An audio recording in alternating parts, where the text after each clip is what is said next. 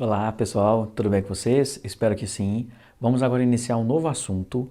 E aí, para a gente iniciar esse assunto, né, astral elevado, paciência, muita paciência.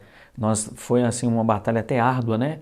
Discutir toda aquela parte de nomenclatura e linguagem da química inorgânica, que foi NOx, ácidos, bases, sais, óxidos, reações inorgânicas, classificação, balanceamento, toda aquela discussão que nós já fizemos da nomenclatura, mais a discussão que fizemos sobre mol, gases e cálculo de fórmulas. A base está pronta.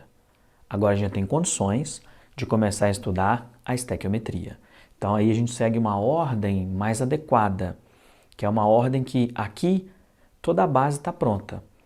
Nós já discutimos como que escreve uma reação química, já sabemos as principais reações, as funções, a nomenclatura, já sabemos fazer o balanceamento, já vimos o cálculo básico de mol, já estudamos os gases, já estudamos o cálculo de fórmulas. Agora a gente pode começar o assunto estequiometria, que é o cálculo estequiométrico.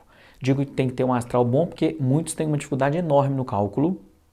Igual eu falei no cálculo de mol inicialmente, às vezes o próprio bloqueio do estudante em aprender dificulta. Ele já começa o assunto assim, ó, não vou aprender. É muito difícil. Ó céus, ó vida, só lamenta. Olha, não adianta. Se não tiver assim, boa vontade para aprender, não resolve. Por incrível que pareça, ter boa vontade ajuda muito. Já é mais que meio caminho andado. Ainda mais aqui que nós já vimos toda a base, é só fazer uns ajustes, né? Para vocês verem como que o exercício vai cobrar de vocês o cálculo estequiométrico, tá certo? Então nós vamos fazer assim, ó. Primeiro, procedimentos básicos para o cálculo estequiométrico. Eu gosto de deixar esses procedimentos e mais é para orientá-los na hora de resolver um exercício. A estequiometria é para a gente arrematar toda essa parte da química inorgânica. Aqui não tem mais um conteúdo, né, com 3, 4 aulas de matéria. Não, tudo já foi discutido. A base está pronta. Agora o que a gente tem que fazer é analisar caso a caso da estequiometria. E a gente tem que fazer isso no exercício. Às vezes eu vou discutir isso com jovens, né, quando o curso é presencial. Aí ele pergunta assim, professor, você vai só resolver exercício? Tipo, de estequiometria. Quando ele me faz essa pergunta, eu vou de chorar. Porque, tipo, só resolver o exercício. Aí eu falo assim, só o exercício. E nem é tão importante o exercício, né? Você nem vai precisar de fazer um exercício, quer dizer, a prova de vestibular nem é um exercício, né? Tipo, é o filé, né? É o final. É onde você vai ver se realmente tudo que você aprendeu, agora você consegue aplicar, ver se você está acompanhando o raciocínio, então é a parte mais importante. Muitos nem assistem a aula. Quando vê que a estequiometria aqui é só exercício. Até digo para alguns assim, olha, se algum dia um professor te explicar a estequiometria com matéria que não seja resolvendo exercício, você me fala que eu troco o carro que eu tenho na fórmula que esse professor vai usar de explicar a estequiometria sem fazer nenhum exercício. Não existe. Aí já é enganação. Aí é cara de pau, né? Mau caratismo, etc. Não tem jeito, gente. A estequiometria, a gente só tem uma opção. É pegar um exercício e resolver. Aí nós vamos classificar os exercícios em 4 grupos. Cálculo estequiométrico simples, cálculo estequiométrico com rendimento, cálculo estequiométrico com pureza, cálculo estequiométrico com limitante e excesso. Aí eu tenho que orientá-los de como vocês vão resolver esses exercícios e deixar mais questões para vocês também fazerem, porque vocês têm que também correr atrás e tentar fazer as questões. É importante porque na prova do Enem, quando vem cálculo, vem o cálculo estequiométrico. Às vezes aquele cálculo básico de mol, de gases, de funções orgânicas não vem, mas você precisa de tudo aquilo que a gente discutiu para poder entrar, né, nos exercícios de estequiometria. Então vamos ter paciência, né, com esse assunto, calma. Se ficar difícil, reveja os vídeos novamente, quantas vezes você precisar, porque é importante você ir para a prova sabendo resolver um exercício de estequiometria e de maneira bem objetiva, sem o que geralmente a gente sai do ensino médio, resolvendo o exercício, dando uma volta extensa para poder chegar na resposta, fazendo mais contas que o necessário. Isso não é bom. Então, para os exercícios de estequiometria, eu costumo dizer assim, ó, às vezes eu peço o jovem para anotar no caderno ali, ó, ler o exercício, ele fica me olhando assim, é para escrever isso mesmo, professor? É para escrever. Quando eu digo assim, ó, ler o exercício e anotar os dados do problema, é fazer a leitura do exercício de maneira completa e correta. Tem menino que lê o exercício assim, ó, tá aqui o texto, ele faz assim, ó, já li, eu não entendi nada do exercício. Não, mas que leitura que é essa que você fez? É tipo uma leitura dinâmica, você dá uma olhada. Quando ele começa a ver no texto porcentagem, valor de densidade, massa e volume, ele já está complicado, eu não vou dar conta, mas aí vai ficar muito difícil. Tem que ler o exercício com calma. Ler o exercício é com concentração. Não quero que você comece a ler o exercício, acho que eu já até falei isso com vocês, né? Mas vai lendo o exercício assim, ó, primeira linha já foi, aí segunda linha de repente desconectou. Ai meu Deus, essa pandemia vai durar até quando? Nossa, que saudade do Mineirão e no bar. Nossa, será que vai abrir o shopping? Meu Deus. Ó, já li o exercício, não entendi nada. Aí tem que voltar lá no início e ler tudo de novo. Então, se você tem esse problema de concentração, se é comum você ler 10 páginas de um livro e aí de repente você acorda, você volta para o planeta Terra, porque você fica no espaço viajando.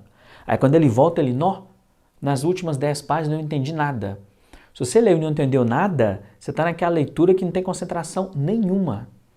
Às vezes isso acontece comigo, eu começo a ler a primeira linha do exercício, na segunda linha eu desconecto, vou longe. Ou até ler no livro, eu falo, opa, tem que voltar e começar a ler de novo. Até você concentrar e prestar atenção no que você está lendo, senão você fica só lendo e não absorve absolutamente nada. Quando eu digo anotar os dados do problema, é você pegar uma folha em branco, principalmente para os primeiros exercícios, e colocar lá, exercício número 1, e registrar os dados, reescrever os dados do problema. Mas muitas das vezes o jovem não faz isso. Ele vai lá e fica grifando os dados do problema, circula os dados, colore os dados do problema. Isso não resolve nada. Eu vejo assim, às vezes no presencial, o jovem com aquelas canetinhas amarelas, ele vai lá e grifa o texto todo. Para quê? Eu não sei. Como se grifasse e fazesse aquilo entrar na cabeça do jovem e ele lembrar. Quando você escreve o dado do problema, ajuda você a pensar no que fazer. E é claro, você tem que ter um espaço adequado. Eu até costumo brincar que no post-it não é para fazer isso. Aquele papelzinho pequenininho amarelo que cola no caderno é para anotar recado. Não é para anotar matéria e fazer exercício de cálculo estequiométrico. Tem uns que fazem, ainda usa o verso, consegue escrever na cola do negócio, sangue do cordeiro, meu Deus do céu. Não. Tem que usar uma folha em branco, um espaço adequado para você ir lá e, depois que ler o exercício, anotar os dados do problema. Saber qual que é a pergunta. Porque quando você lê o exercício e anotar os dados, você já entendeu a pergunta. Aí você segue a resolução. Sem ter que voltar no texto. Porque tem jovem que fica lendo o texto 5 vezes, leu 10 vezes, e aí, nossa, tá complicado demais, eu não consigo entender nada. E ele não teve a capacidade nem de anotar um dado do problema. Quando você começa a escrever as informações, né, fornecidas pelo exercício, você já começa a pensar no que fazer. E ali você já sabe a pergunta, para você seguir, como eu falei, a resolução. Então, leu o exercício, anotou os dados do problema. Aí vem a próxima parte. A próxima parte é escrever a equação balanceada. A parte de escrever equação balanceada, estamos tranquilo.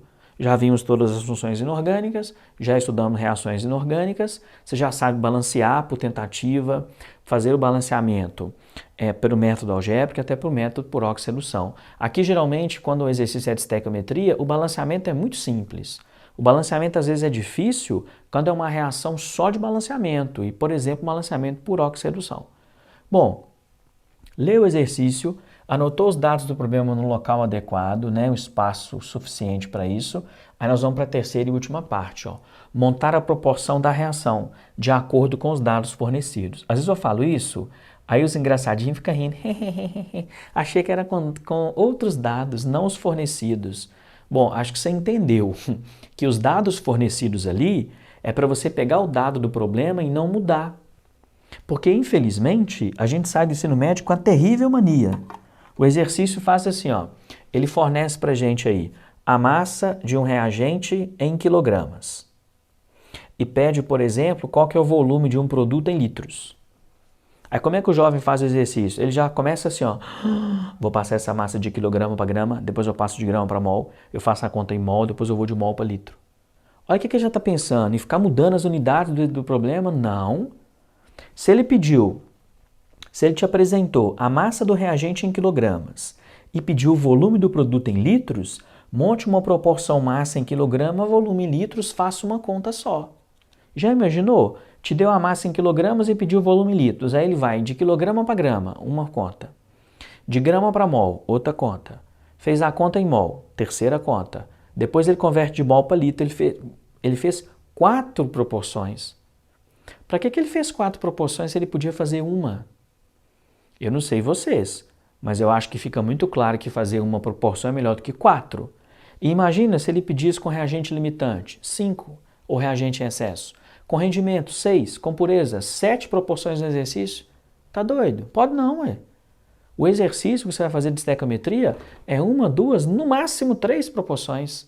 Até digo para os jovens assim, ó, desconfie. Se você estiver na 8ª regra de 3, tem alguma coisa errada. Você está pegando o caminho mais longo para chegar na resposta. E tem uns que são até ignorantes. Eu faço assim porque eu sinto segurança. Eu já falo com ele assim, ó, fica à vontade.